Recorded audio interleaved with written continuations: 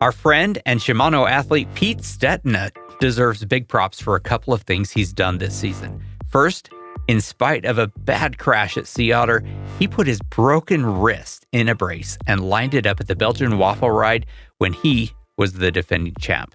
He put some extra padding under his left hand to soak up the vibration and rode to an astonishing 5th place. Yeah, terrific work there by Pete. Another Stetina highlight this year is that he finally got to stage his Stetina Pay Dirt ride. It had been canceled twice, once because of COVID and a second time due to a nasty fire in the area. But this year, they got it done, and he was able to do something that he and Shimano had planned from the outset, and that is to highlight women's racing. Oh, it's a feel-good story of the year, honestly. Stetina's Pay Dirt had what may be a first ever in cycling prize money. The entire $4,000 purse was awarded to top women. Shimano and Pete had several discussions about how to tackle the problem of gender equality and decided that equal prize money doesn't make sense when women have been basically getting less than nothing forever. So they decided to give all the money to the top women in the field. Kudos. When Shimano said they wanted the title sponsorship of the show, Fatty and I were like, hell yeah. Shimano is a premier brand with top-tier, high-performing components that we can wholeheartedly recommend to our listeners. But we also love that they step in where needed to address cycling's larger issues. In addition to gender equality, Shimano has highlighted inclusion for non-binary people and has supported trail building. Yeah, and don't forget their All Bodies on Bikes program. I love that Shimano is looking beyond stereotypes to showcase that cycling is great for everyone. Shimano is obviously a for-profit company, but it is really nice to know that when you plop down some money for your group set or a saddle from Pro Bike Components, a little of that money is going to great causes. Shimano has a great YouTube channel where you can find examples of their good work and, of course, their great components, and, I might add, the very best trail dog video ever. You can find it all at bike.shimano.com. 3, 2, 1.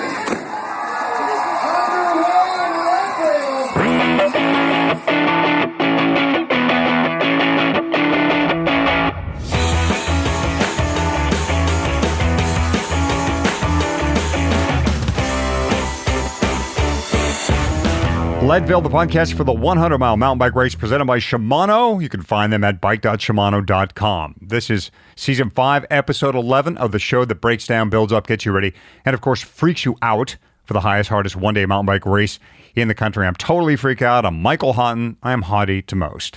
And this is a good episode to get freaked out about. We hit the high point, the crux of the race, the turnaround, the halfway point, call it what you want.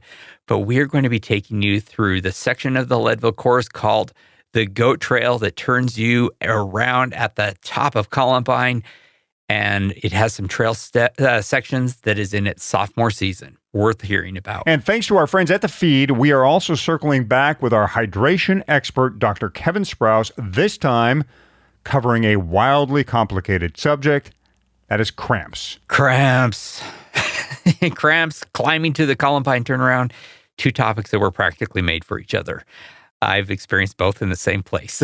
This episode is kind of a Reese's peanut butter cup of pain. And boy, do I love peanut butter and chocolate. All right.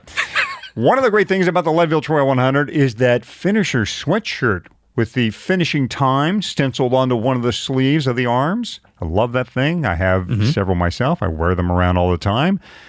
These things are real sources of pride to the racers who finish, and they're quite functional, too. I wear mine around when the weather gets a little cool here in LA, and even my oldest one, the first one I got, has held up well. Oh, I love those sweatshirts, but why stop with a sweatshirt? If you want to display your Leadville pride further, why not make a jersey or even a full kit with your finishing time, whatever else you want on it? You can do that at DNA Cycling. They have an easy-to-use custom kit department where you can design your own Leadville finishers kit, race your race, get your time, get your sweatshirt from the race series, then go to DNA Cycling and have them put your time on a custom kit. And why stop there? Maybe list the names of your crew members or supporters or someone you rode with or in memory of. You can add the names of the significant climbs from Leadville, a slogan if you like. DNA can handle all that special stuff. And they put it all on a quality kit with great fabrics, brilliant colors, Plenty of fit choices. If you want non-cyclists to have one, of course, they can get one in their size or their preferred cut. And of course, everything is Italian made. And getting started is super easy. You just head to dnacycling.com, choose the custom apparel option, and be sure you let them know that you found out about DNA from the Leadville Show. Every part of this course kicks you in the teeth.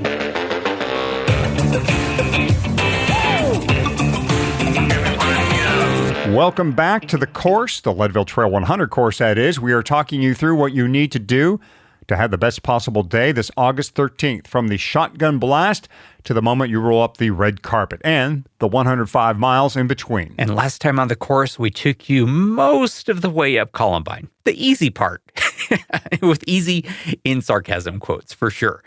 It is important to know that as you look down at your bike computer and you see that you have hit the 50-mile mark, this grind is not over. In fact, the hardest part is right in front of you, and that's what we're talking about today. Up until now, Columbine has featured some fairly smooth and good dirt road type stuff in a corridor with trees on either side. Kind of picturesque, kind of lovely, kind of nice. Smells great. Yeah, but unfortunately that ends now.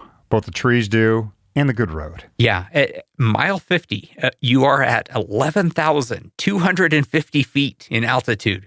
You break out of the trees, and you remember this, Hadi. It is kind of an astonishing moment where you go, it seems almost in a matter of feet, from tall trees blocking, your view to the left and right, and it opens up. You've got an incredible view of the mountain. Pretty much no matter who you are, though, the altitude alone is going to have reduced your capacity to ride. So you aren't going to necessarily be thinking happy thoughts. You are going to be thinking, what is wrong with me? Where is my power? Yeah, in pictures, you would think, oh, the angels are singing as you come out of this canopy of trees, and they're the puffy white clouds in the sky. And there's Ken Clover standing over the whole thing, harassing you as you try to climb up the goat trail, right? I mean, back in the day, that's what he used to do. He used to sit right at this section, strategic. I think there's a big rock there. He would sit on top of it, look down. There's Ken looking down at his minions as they attempt to climb up the goat trail. We don't know if Ken will be back there. We hope he gets back there soon, because that certainly is his spot in the race. It is. There is no one I would rather be heckled by than Ken Clover. And he is quite a heckler. He has put me in my place when I've complained about the pain I was experiencing at that moment on that climb in that race. But this is, Ken or no Ken, an incredibly tough section of the race. I looked at my Strava from last year, and you can look at it too, by the way, leadville.fm/Strava, and that'll take you right to my my Strava of the race. And there is a point, for 100 feet or so, you were at 23%. Hadi, you remember what I'm talking about. It is just no joke. A lot of people, most people, let's say, once you get past the first 100, 200 people in the race, need to get off and walk it. Or maybe you will ride it if you've got matches to spare. Good for you if you can. If you do need to walk, let me say, only walk as long as you need to. It is really tempting once you have started walking at any point in this race. This is not advice just for this spot, but it is particularly good advice for this spot. It is easy to keep walking once you've started because it is so hard to swing a leg back over the bike because you are so exhausted. Do it anyways. Once the grade lets up, get back on and go. Another good point here about walking, and a lot of us are going to have to walk. This is a valuable lesson we got from the Queen of Pain, Rebecca Rush. She tells us to walk with purpose, right? For all but a few people at the sharp end of the race, you're going to have to do some walking here and maybe later. And that's expected. When you do, don't put your head down and just trudge. You're still racing, and you got an opportunity here to use your legs in a different way. This actually might freshen you up, in fact. So when you get back on the pedals, okay, maybe you've given those pedaling legs a little break, or those muscles a little break. So for now, use your walking muscles, but head up and act just like you're riding. Look down trail, think about what you want to do. Yep. Think about the fact that you are working toward a red carpet finish in, about twice the time that you've been out so far right now. So yeah, keep going, go hard. One thing I always love doing, both at this spot and in the other couple of spots that I have to walk during this race, is I will sort of lean forward and use my, kind of put some weight on the bike as I walk and really put some stretch into my calves. I find that helps a lot with alleviating the twinges of what feels like an oncoming cramp, Hottie. We're going to talk more about cramping later in this episode, but having an opportunity to kind of use your legs differently, as you mentioned, can make a little bit of a difference. So don't also remember, as you are walking and you're marching with purpose, don't be rude, but also don't think that you have to just simply fall in line. It is okay to pass people on walking sections of the course. If you see someone and catch up with someone who is going a little slower than you are, be sure to look up the trail, make sure nobody's coming straight down at you, because you are in a two-way traffic at this point. But then, feel free to, say, hey, I'm going to come by you on your left. Communication is key everywhere on this course, but it is okay to pass. March with purpose, move fast. Don't let any moment be wasted on this course. And of course, we've told you about traffic before. We're going to tell you again. This may be something you hear from us dozens of times during the course, but it's worth saying every time, and that is stay on your side of the road, which is the right side of this. It's just like driving, folks. Stay to the right, especially in this area. You've got two-way traffic. It's tighter than it was down in the lower section of Columbine. Now you've got faster racers for certain coming down. They are going to be bouncing around a little bit because this is a rougher section. This Goats Trail section is a rougher section of Columbine. So you're going to want to count on two-way traffic, and you want to, even though you're walking, moving slow and maybe slogging and tired, you want to focus on what's coming at you too, because there could be some danger. And for sure, everyone is just a little bit stupid right now. It is that simple, right? Everyone is above 11,000 feet and then above 12,000 feet. You are exhausted. You are not thinking at your best. So just keep it simple, stay to the right, yield when you need to, and be kind. There are lots of good opportunities to be nice on this course. Use them. So you've made it past this slap in the face, maybe ridden, walked by Ken Glover. You've had a chance to recuperate comparatively, because this section, after this 100 feet, 200 feet, that is incredibly steep, you're still climbing. But at around mile 50.3, you are going to split. That is, descenders are going to be coming on the left side, your left right now, and you, as a climber, are going to be going right.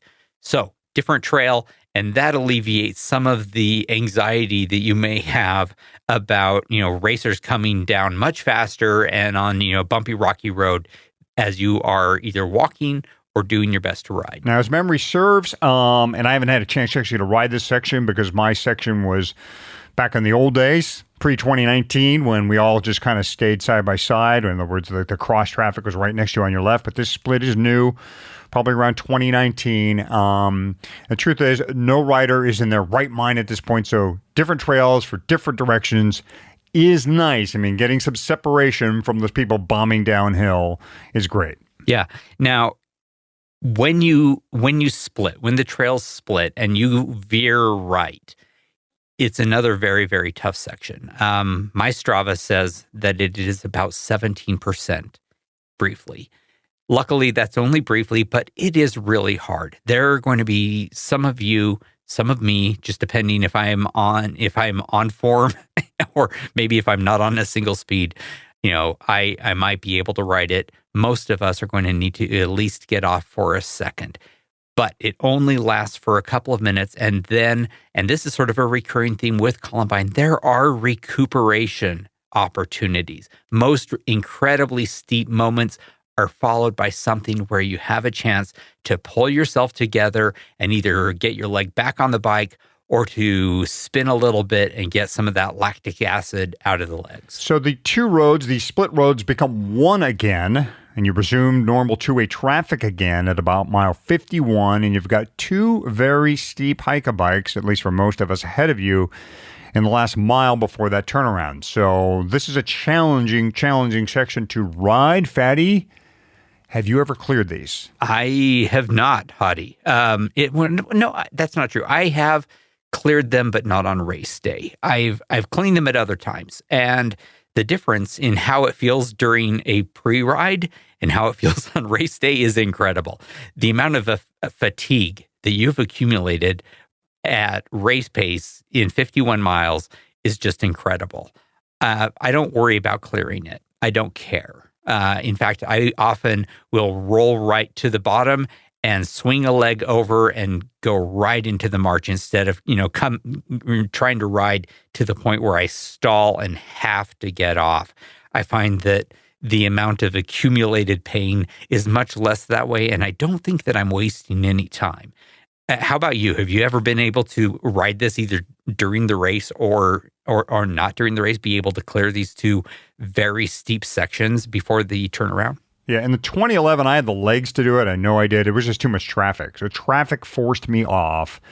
But I was doing great on the climb, even those rough sections, those loose sections, I was doing quite well. Just too much traffic. So I had to get off. Because when I was moving around people, and you can do that if you're careful about it, up in this upper part of Columbine. But again, at some point, you've got people coming down, you're trying to dance around people going uphill, and it becomes too much, right? And you might as well just get off and settle into a good walk.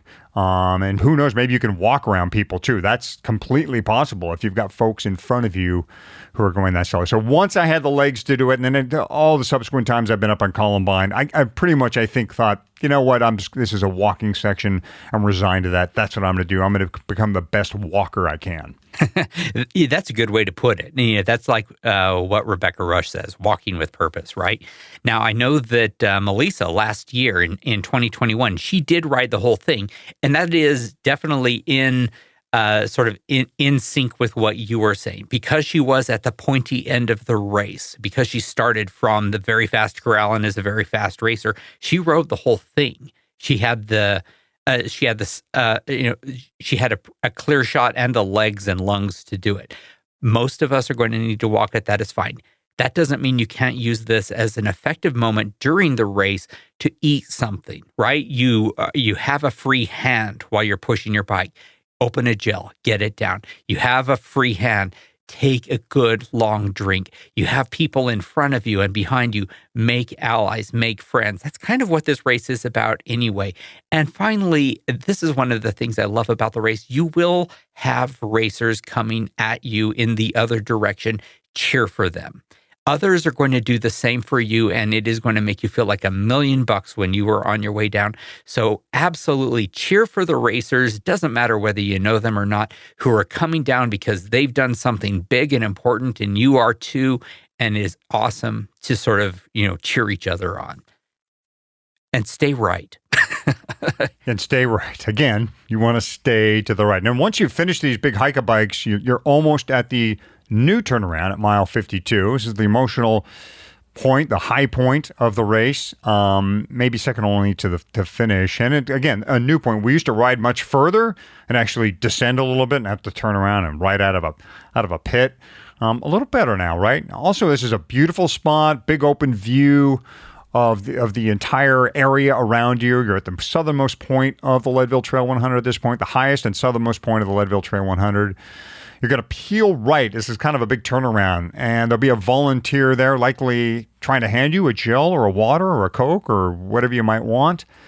And then a quick left and another quick left as you start pointing downhill. So give us, you've been up there though, Fatty. You've experienced this in a race situation. Give us the ins and outs, the plus and minuses of this turnaround. Oh, I prefer this turnaround by a lot. The fact is, you are turning around at the point that you used to just turn left and then kind of go over that rocky and sort of mud hole riddled flat section, and ending by the little dip into seeing the cabin, which was always kind of cool. But then you got to climb right back out of it. It is nice to instead just do this sort of 100-foot counterclockwise triangle, be handed a couple of things, and then you are well and truly heading downhill instead of, after doing all this climbing, doing a couple 100 feet of descent and then having to do that same 100 feet uphill again, and then riding flat, and then doing descent. So this is where things have changed for you a little bit. This used to be what I would call an even split race, that your turnaround time was half of your finish time, more or less. Some people are faster at the beginning, some are faster at the end. But I would say now, because of the change in course in the other places, as well as especially right here, this is a negative split race now. You are going to, for me at least, I turned around at 4:30, I think on the nose last year, and I finished in 8 hours and 40 minutes. So 20 minutes faster on the return trip. Significant. And we used to sit here and tell people prior to this new turnaround, do not stop at the turnaround at the halfway point. Keep going. It's less of an issue now because you're not down in that hole. You don't have to climb out of something after that turnaround if you come to a stop.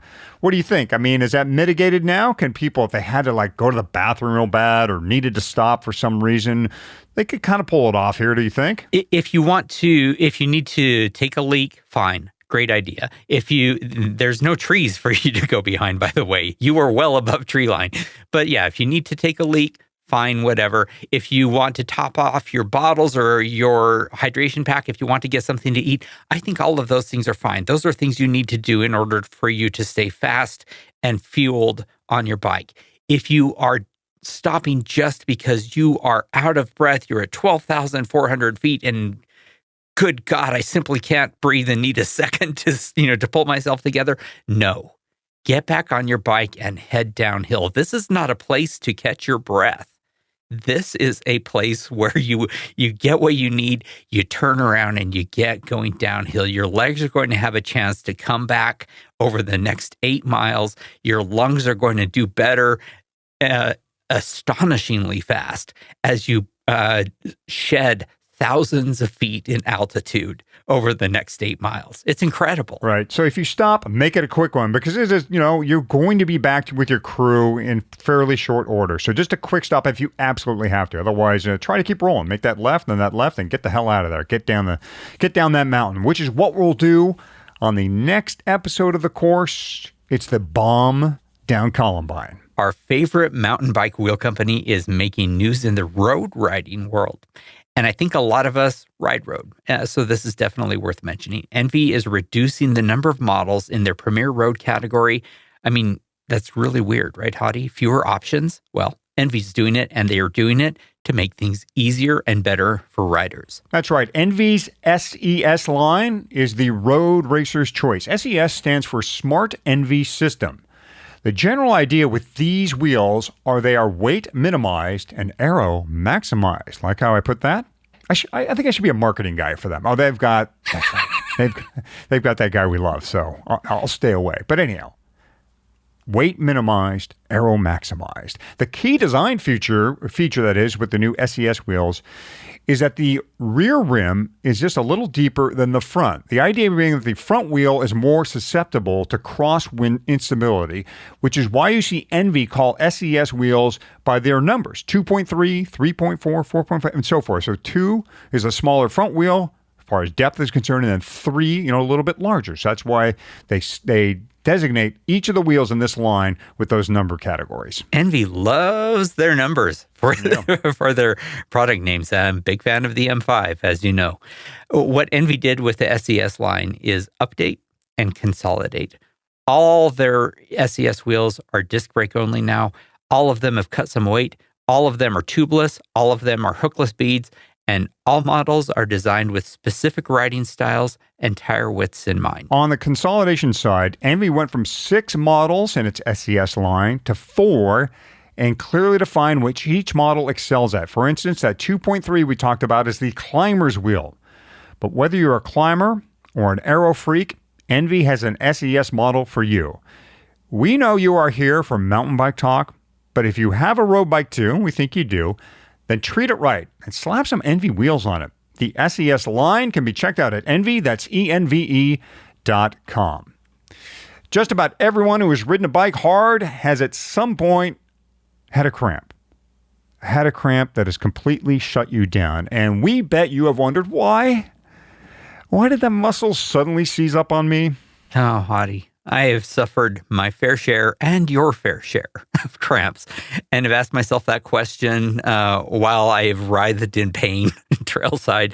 I'm here to tell you, I am still looking for a good answer. I have tried some stuff that seems to work.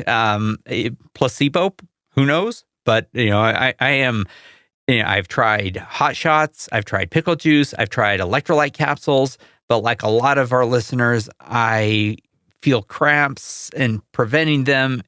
I'm just, honestly, it's like I'm throwing handful after handful of spaghetti at the wall and just hoping one of these things will stick. Yeah, the fact of the matter is, when it comes to cramps, there are no easy answers, I should say, no silver bullet, but the solutions are still worth chasing.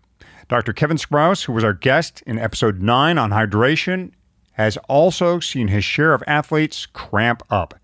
He is trained and certified in both sports and emergency medicine. He serves as the head of medicine for EF Education First Pro Cycling, and he's back here to help us head off the dreaded cramp.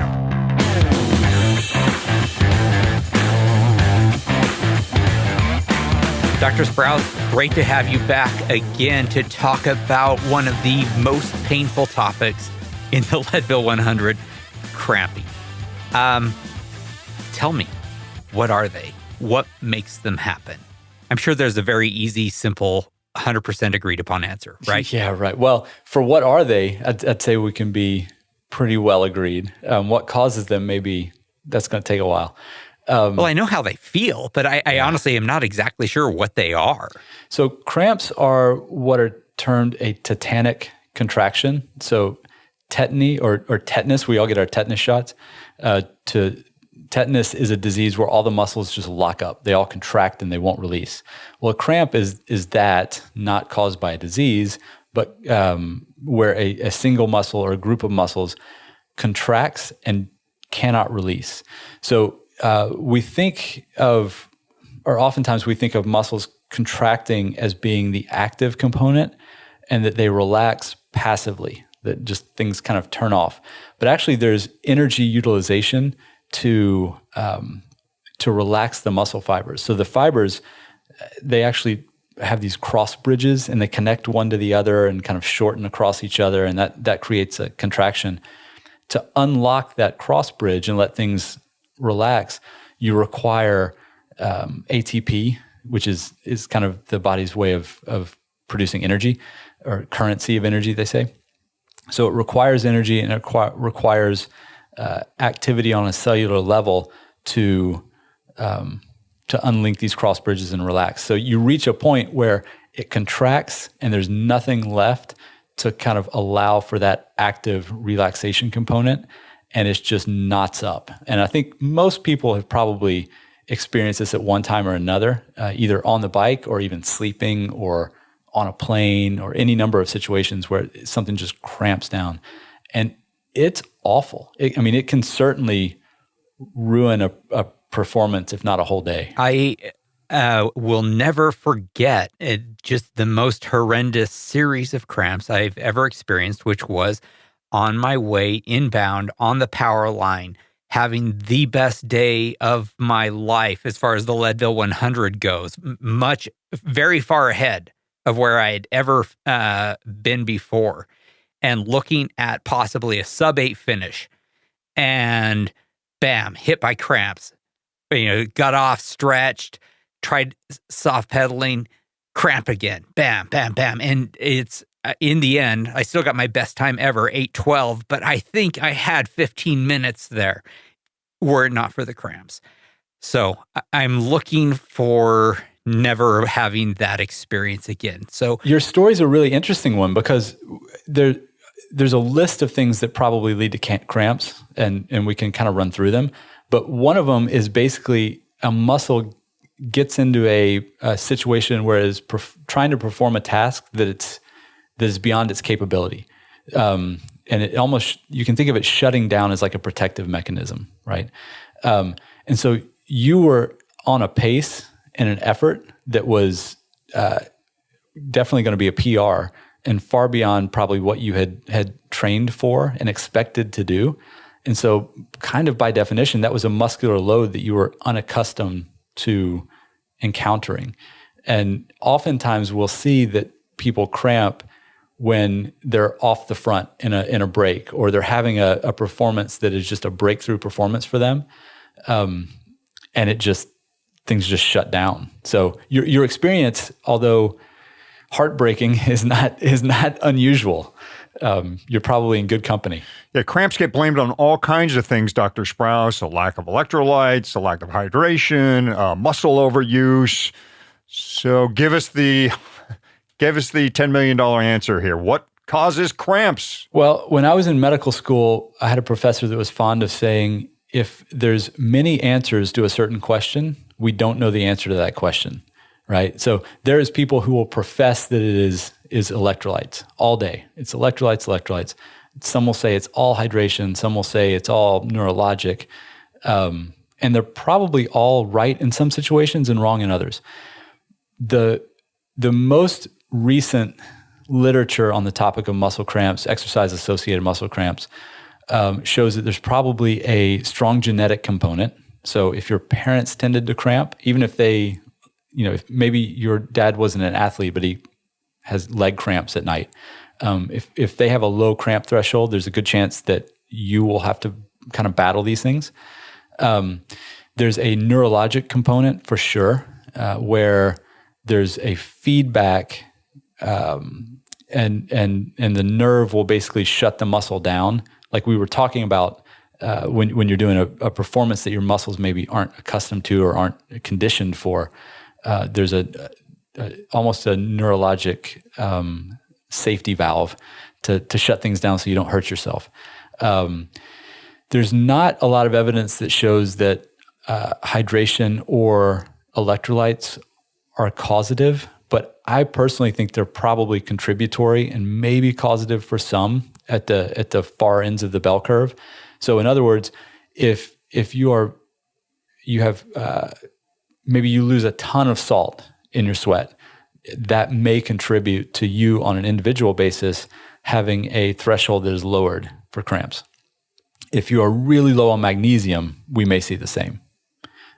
So all that to say, I think they're multifactorial.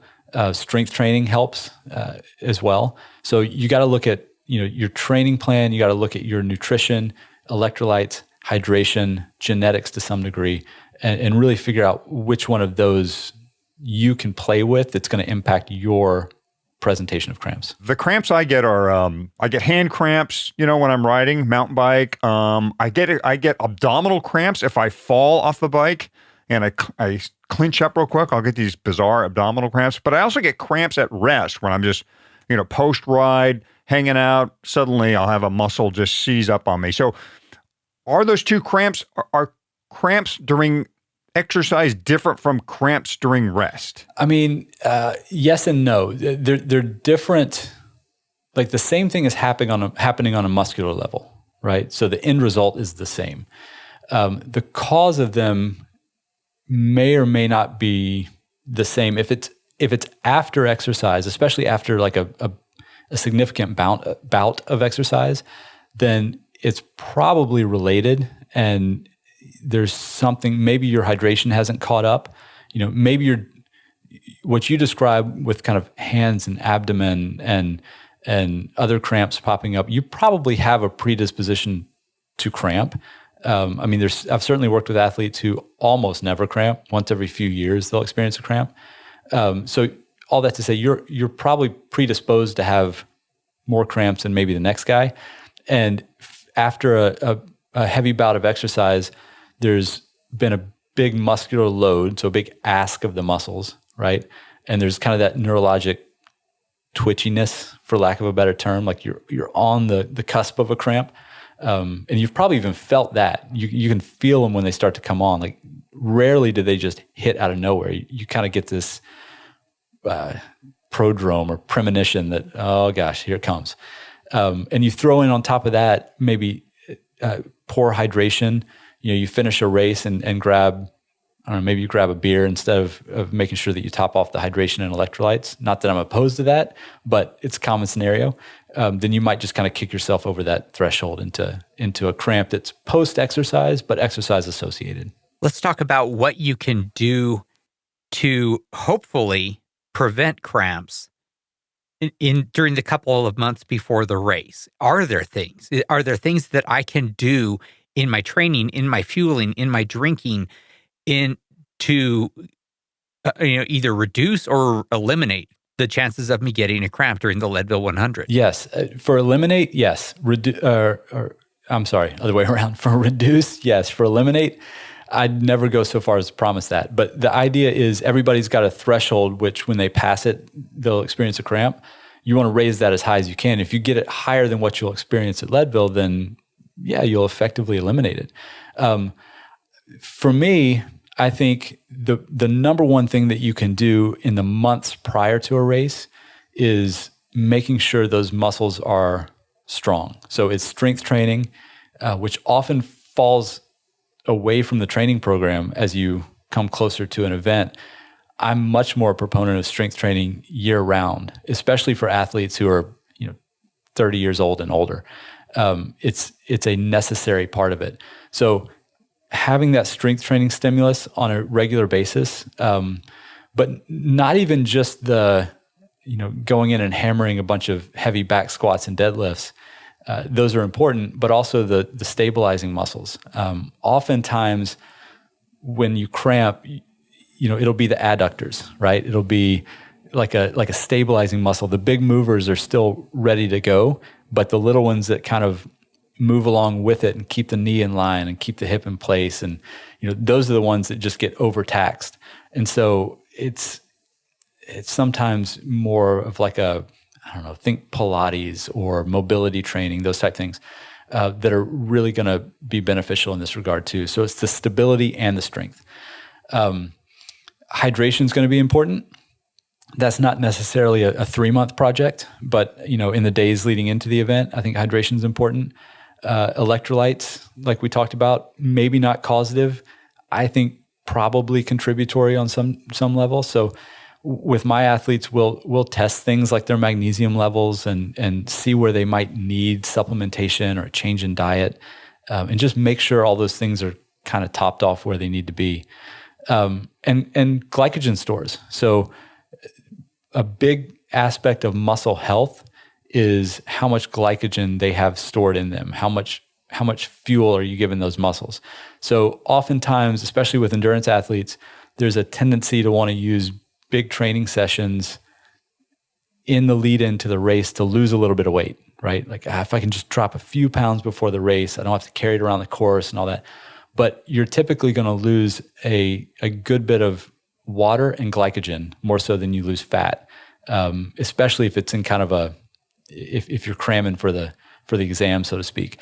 And both of those things are going to predispose you or increase your risk of cramps as opposed to limit them. So fueling, hydration, electrolytes, strength training. Yeah, and for the strength training component, Dr. Sprouse, you can keep up the adductor movements, maybe some light hamstring movements where another cramp usually shows up, those small muscle movements, and not risk putting on muscle mass. Just stay away from the squats and the big moves and keep up the small moves, right? Am I pretty close here to what you're prescribing? I would even say, I'm a proponent of endurance athletes doing heavy lifts, doing heavy squats, heavy deadlifts as well. The chances that you put on significant muscle mass is pretty slim. I mean, these guys who are professional bodybuilders struggle with hours and hours and hours in the gym to put on the mass that they put on. It's not something that just kind of you wake up one day and you've put on 10 kilos of muscle. If you do add a little bit of lean tissue, it's going to be a pound or two. It's going to be metabolically active, useful tissue that propels you forward, right? So I really don't worry about the weight gain, so to speak, except in that rare athlete who just will walk past a weight and put on a pound and a half. But most of us endurance athletes, the endurance load is so high that we're not going to be predisposed to pack on the weight. So I say go for it in the weight room. So let's talk about day of race, or maybe day before race, starting line to during the race.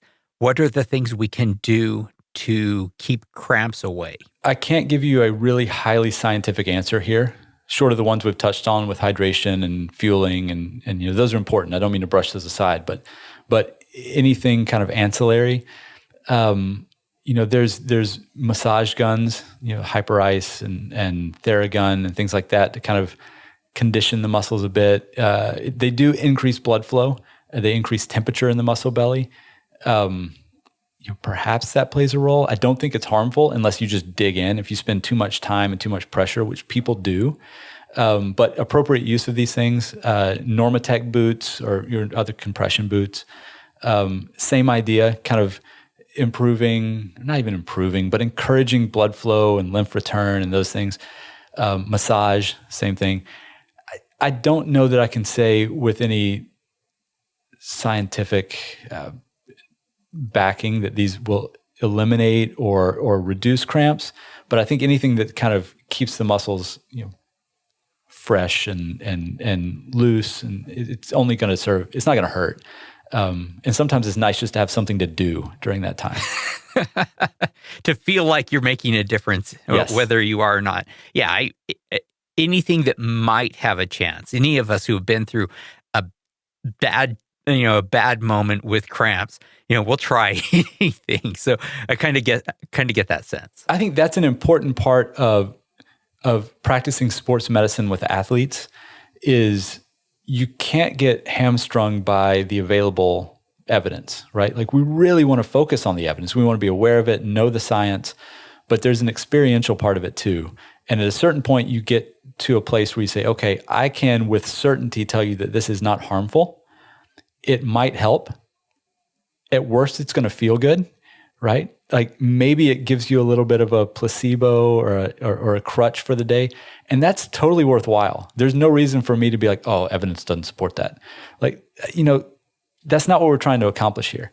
So it's important to know how and where to apply the hard science and how and where to step back and be like, I feel comfortable that this is not harmful. And try it and see how you do. And I feel like these things fall into that category for this purpose. So you've got that little cramp tremor happening. One's coming. Let's talk about trying to stop it before it happens, including some of these quick fixes we've heard about, pickle juice, spice shots. Are those something you say, yeah, go for that? Or do you have some other way we might be able to head one off at the pass? You can get off the bike. You can stretch. You can do... Those things are going to lose you a lot of time and be frustrating. And there comes a time that that's worthwhile. But from a quick fix standpoint, things like pickle juice, Hot Shot is the product that was kind of created for this purpose. The way they work is there's been a neurologic circuit that's identified kind of from the central nervous system to the muscle. And there's a breaker, so to speak, that can be triggered in the mouth with noxious substances that you take in. So none of these things taste good, and that's by design. If you're looking for one that you like that'll stop cramps, then you're barking up the wrong tree. The idea is you've got to take something that is highly stimulating in terms of being sour or spicy or really salty or probably all three, and doesn't taste great, but it has been shown to kind of short circuit this protective neurologic pathway so that it won't shut down. It's probably a short-term fix. So like the athletes that I've worked with that use these things often carry a few of them and know that, across the course of say Leadville, they may start feeling that twinge around 80 miles and they're going to want to have a shot of pickle juice every 10 miles or so from there. So they've got a few of them with them. And it's not 100%. It doesn't work all the time, but it can kind of abort a cramp if you feel it coming on. It can shorten one. So if you get into a full-blown cramp, it can be part of the process of getting that muscle to relax. But once you've passed the threshold, you're going to be more susceptible to subsequent cramps, as you all know, having just been through this in the past. And so then you may need something also just to kind of keep that threshold as far away as possible. Yeah, that jibes more or less with my own personal experience. I've used the Hot Shots. I've used the pickle juices. More or less, both of them have a similar effect, which is using one will stop a cramp for a minute or two, right? But if that cramp was going to come no matter what, it's still going to break through. And after that, I can use pickle juice as my primary nutrition and hydration, and the cramp's going to come anyway. I'm not saying that they're not worth trying, because, stopping a cramp for long enough to maybe let you back off your effort a little bit and keep that cramp from ever happening can be, it can be a lifesaver. If you're like on the final mile of the power line climb, use a hot shot. I think actually a couple of years ago, Hot Shot had a station there where they were handing those out. I took 3 because I actually do like the way they taste. Not the target market because I like them, I guess. I don't know. But I'm like, that has sort of a nice cinnamon aftertaste. I like it. You're out of your mind, I know. You're totally out of your mind. I like pickle juice too. I like strong flavors. What can I say? I drink Cholula. Yeah, I think that's the perfect way to use these. Recognize that they're not going to be the be-all, end-all for cramps, but they're a tool that works to varying degrees for different individuals in different scenarios, right? So it may work perfectly for you one race, and it may be almost ineffective the next based on any number of things, right? Because cramps are so multifactorial with respect to their cause. So it's important to have those tools you can utilize, but also not rely on them so much that, if one fell out of your pocket, you just freak out because you don't have it. It's not that kind of tool. So let's say both your hamstrings locked up. This has happened. You literally cannot pedal. You're off your bike in agony. Is there anything you can do beyond just waiting for the thing to run its course? I mean, at that point, it's tough. It's really tough. I mean, stretching it out, obviously you're not going to have a foam roller with you, but that kind of idea, if you find like a fallen tree or something that you can kind of find that trigger point, right? And kind of, even a rock, you're not rolling over it, but you're kind of getting a little bit of pressure on it. And then eventually that pressure can kind of lead to a release, kind of the way acupressure or dry needling might do. So you can try those things. That's going to hurt like hell. I mean, the ship has kind of sailed at that point, unfortunately, and you're going to be looking just to limp home. And so take the time to rest, stretch it out a bit, hydrate a little bit.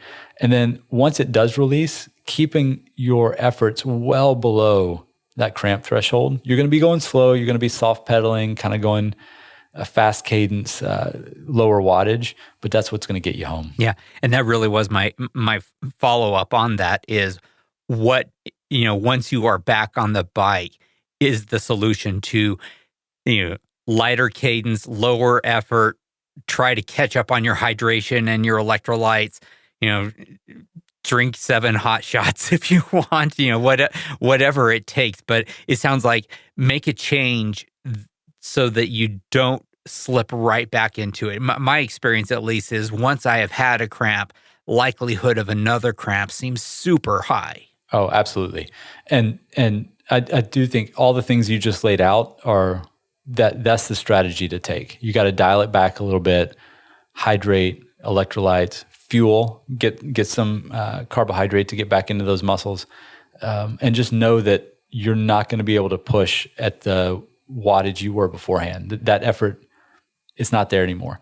Now it may be a small percentage lower, but for most of us, it's a pretty significant percentage lower. We're just getting home. Yeah, it's your muscles screaming at you. I've done too much. You've overworked me. I need just a little break here, fatty. I want to talk about another fatty habit here, and a lot of people do this too, myself included, and that's the use of electrolyte capsules, Dr. Sprouse.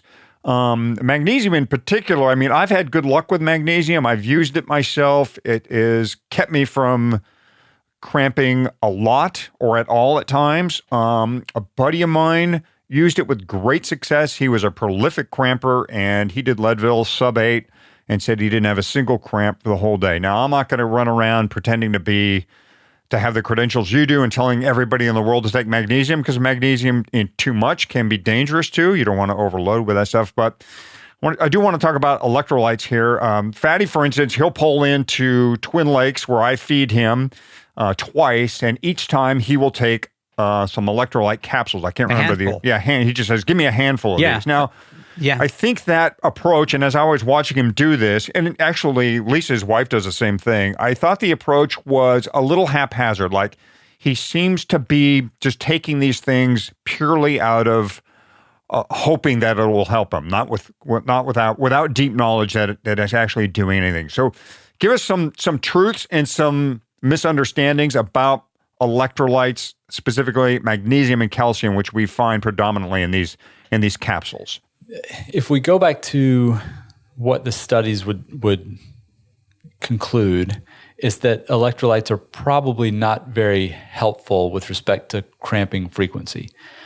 But again, that is across the average of people that they look at. So for me, when we do blood work on the athletes that I work with, which is everybody, and we do it frequently, 2 to 4 times a year minimum, one of the things we look at is magnesium stores. And frequently, athletes are low on their magnesium stores. Some are really low. And I can think of a few athletes through the years who fit that bill of being really significantly low on magnesium, having trouble with cramps. We increase their magnesium levels through both diet and supplements, and their cramping significantly decreases, right? So I do think there's something there. Taken in the moment,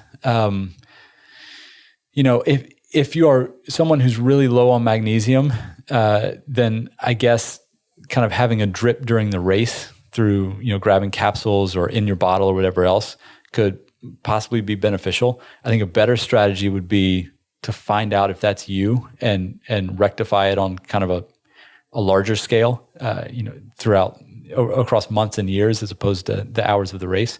But there's rationale, I think, that could be helpful. Calcium, maybe a bit less so. So magnesium works as a smooth muscle relaxer and a muscle relaxer in general. Calcium is actually required for that contraction, but it's also required as part of that whole process of releasing the contraction. I just don't know, and just kind of spitballing here, but I don't know if it would lower the threshold of that initial onset of cramp. Again, it goes back to why you're cramping, right? If you're somebody who's genetically predisposed and you've overtaxed the muscle, electrolytes may not be the issue here. If you find a strategy, though, that seems to work, whether it's sodium or magnesium or calcium in capsules or in a bottle or whatever else, and it's not, you're not suffering side effects. So magnesium at high doses can lead to diarrhea, which you wouldn't want on the bike.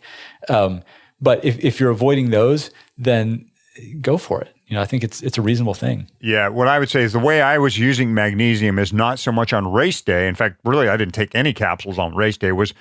I incorporated it as part of my regular diet, as part of my regular supplement regimen. I was taking, smallish amounts of magnesium because, as I'd read, like you had, Dr. Sprouse, you really do sweat the stuff out. Like magnesium can come just pouring out of you in sweat. And if you're a heavy sweater and if you're training a lot, yes, you can be losing that. But let's be safe here. Like, first of all, with calcium, like if you start supplementing with calcium, there are other bad things that can happen deep in your, around your heart. You don't want to get calcified vascular system, that's for sure. So should we be testing for this before we just run off to the nutrition store and buying magnesium? What kind of testing can be done to make sure that this is right for us? Yeah, I'm a big fan of testing before supplementing. And I recognize that I've got the luxury of being able to do that pretty easily, both for myself and with patients. But it's not that hard nowadays. You can go to these websites like Inside Tracker and places like that if your doctor won't order it. And typically, if you just ask your doctor, they're probably going to order the test for you. So it's not expensive to test. It's not difficult to get these tests done. And I'm a big fan of testing for, magnesium, calcium, potassium, iron, all of these things before you go increase your supplemental intake. It's different to increase dietary intake. So, if somebody wants to play around with increasing their magnesium level, but doesn't want to do the testing, I don't know why that would be, but if that was the case, then, eat a bunch of pumpkin seeds, put a handful of pumpkin seeds each day, put them on your salad, add things that are naturally high in these elements, and you run much less risk, and you get side benefits too of fiber and all the other good things that come in these whole foods. So yes, if you're going to use a supplement, like a hyperphysiologic dose of a concentrated mineral, I'm a big fan of testing first. I will just add the why I started using these electrolyte capsules was on the recommendation of the Queen of Pain, Rebecca Rush. So it's not like it was strictly an uninformed thought. I remember actually during a Leadville 100, and I was saying, I am cramping. She handed me a big handful of these and said, take as many of these as you can. They could help. They did help. What was it, a placebo effect? I don't know.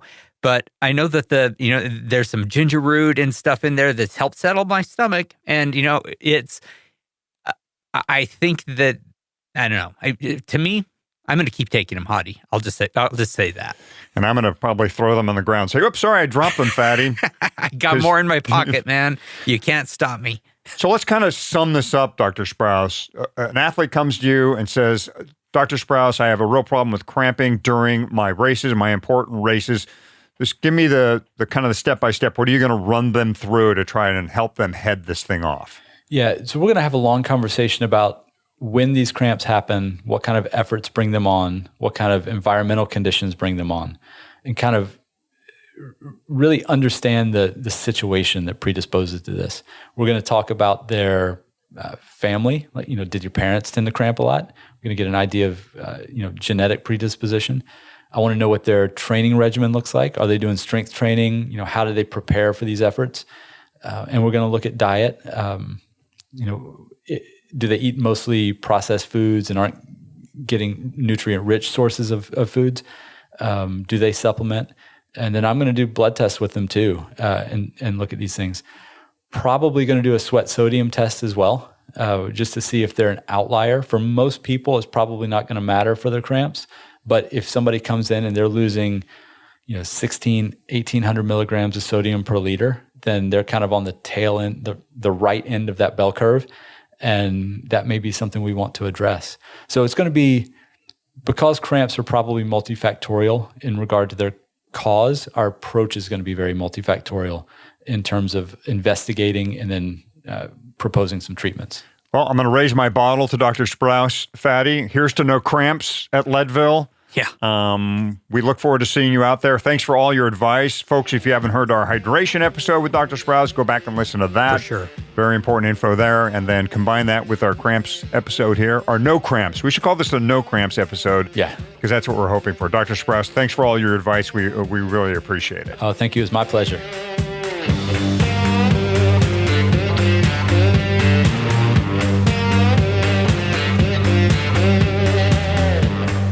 Again, thanks to Dr. Sprouse for his help on hydration and with cramps. It is worth mentioning that Dr. Sprouse's segments on this program are brought to you by The Feed, which has a great program for our listeners.